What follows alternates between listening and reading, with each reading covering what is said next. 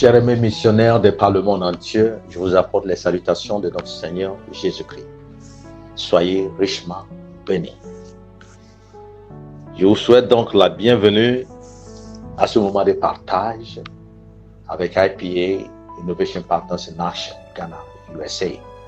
Je suis votre humble serviteur, professeur Patrick Kwasi Nwode. Bien-aimés dans le Seigneur, le thème sur lequel nous délibérons ce jour est intitulé « L'amertume de la vie et sa solution ». Il est tiré dans Romains chapitre 8, verset 22, verset 29, 30. Pourquoi pas le 31. Je vous donne le contenu. Romains chapitre 8, verset 22,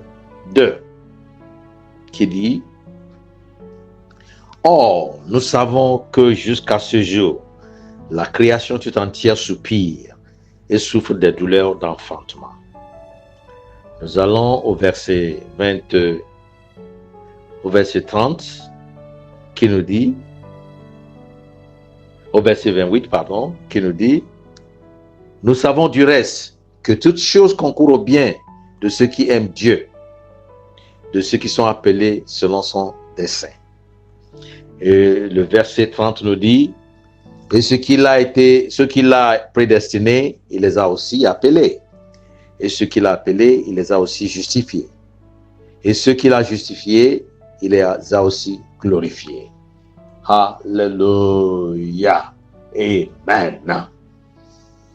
Bien-aimés dans le Seigneur, nous parlons d'amertume de la vie et sa solution parce qu'elle est bibliquement établie dans la Bible. C'est une prophétie irréfutable. Aucun homme n'a le pouvoir de s'échapper à l'accomplissement de cette prophétie. Donc, ne faites pas de vain effort pour vouloir l'enlever, ça ne marchera jamais. Alléluia. Amen. Cependant, il y a deux faits très importants que le chrétien engagé doit comprendre. Je vais vous les expliquer. Le tout premier, c'est que nous devons savoir que toute la création gémit de douleur. Pourquoi? Parce que la Bible l'a dit. Toute la création gémit de douleur. La Bible l'a bien dit. Nous savons que jusqu'à ce jour, la création tout entière soupire et souffre des douleurs de l'enfantement. C'est ce qu'a dit la Bible. Donc, c'est une prophétie établie et qui s'accomplisse, qui envahit l'histoire de l'humanité et qui ne cessera qu'au parousia, le jour où Jésus revient. Cela ne va cesser qu'à la parousie, le jour où Jésus revient pour remettre de l'ordre. Avant cela, rien à faire. Nous devons comprendre comment nous devons s'y prendre. C'est ce qui est important. Alléluia. Amen. Donc, la deuxième chose que nous devons comprendre, c'est que nous devons comprendre que cette situation d'inconfort travaillera ensemble pour le bien de ceux qui aiment Dieu. Waouh, que c'est merveilleux. Oui, il y a du désordre. Oui, le monde gémit de douleur. Mais cette situation d'inconfort travaillera ensemble pour le bien de ceux qui aiment Dieu. Bonne nouvelle si tu aimes Dieu. Mauvaise nouvelle si tu n'aimes pas Dieu. Praise the living Father. Hallelujah. Bien-aimés dans le Seigneur, comment les problèmes peuvent-ils donc fonctionner pour notre bien? Nous abordons la deuxième phase. Qui nous dit comment les problèmes peuvent-ils fonctionner pour notre bien? On dit toutes choses concourent au bien de ceux qui aiment Dieu. Comment? Pourquoi? Ça doit être ainsi. Mais ça a une raison. Bien inscrit dans la Bible. Nous retrouvons cela dans le verset 30. Et c'est parce que nous sommes prédestinés à être conformes à l'image de son Fils. Il dit, vous êtes prédestinés. C'est parce que nous sommes appelés à révéler l'image de Christ. Vous êtes prédestinés, vous êtes appelés à relever son image. Et parce que nous sommes justifiés par Christ comme saint. Parce que nous sommes justifiés. Et enfin, parce que nous sommes glorifiés. Pour vaincre maintenant et jouir de la plénitude de notre glorification dans l'éternité. Je crois qu'il y a une logique que nous pouvons établir dans ces propos. Dieu veut que ce moment difficile qui se passe sur la terre, que personne n'a le pouvoir d'enlever, aucune science ne peut l'améliorer, aucune science ne peut l'enlever parfaitement, c'est impossible. Peut-être qu'on peut améliorer la situation, mais la situation demeurera.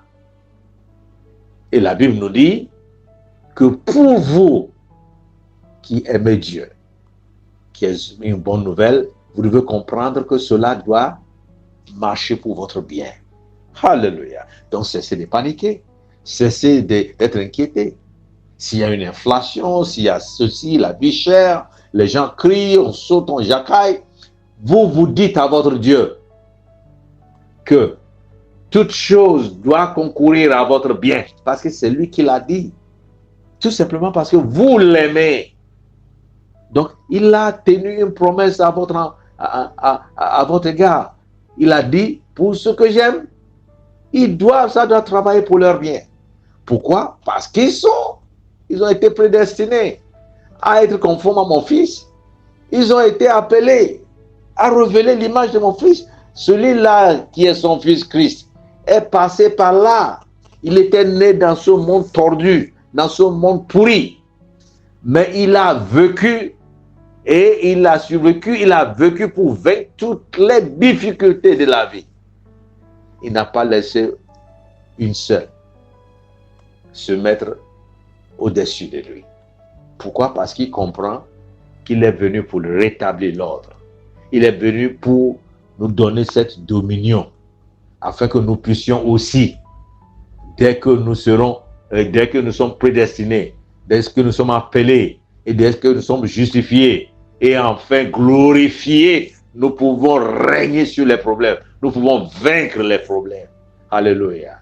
Et jouir de la plénitude de notre glorification dans l'éternité. Waouh, waouh, waouh. Que c'est merveilleux d'être un enfant de Dieu, un chrétien bien engagé. Alléluia. Nous allons conclure très rapidement notre message en disant: un chrétien glorifié porte une capacité de surmonter toute forme d'amertume dans la vie et jouira de la plénitude de sa glorification dans l'éternité. Oui. Nous sommes déjà glorifiés et vous devez l'accepter par la foi que c'est accompli. Alors, si c'est pas la foi que vous constatez aussi que le monde brûle, acceptez par la foi que vous êtes déjà glorifié et que cette glorification vous donne la possibilité de dominer tout obstacle qui viendra s'opposer à vous pendant votre vie terrestre. Alléluia. Donc, c'est pourquoi nous crions avec assurance totale, ensemble avec Paul, que nous pouvons tout faire par Christ qui nous fortifie, qui est inscrit dans Philippiens 4, verset 14. À Dieu soit la gloire pour ses actions merveilleuses. Amen. Alléluia. Nous allons prier ensemble. Que dirons-nous, chers aimés, de ces choses? Si Dieu est pour nous, qui peut être contre nous? Personne. C'est pourquoi nous prions qu'aucune arme, je dis qu'aucune arme, je dis encore qu'aucune arme forgée contre vous ne prospéreront pas. Au nom de Jésus. Amen. Amen. Amen. Bonne semaine à vous tous dans sa grâce. Demeurez bénis. au nom de Jésus. À la prochaine fois. Bye bye.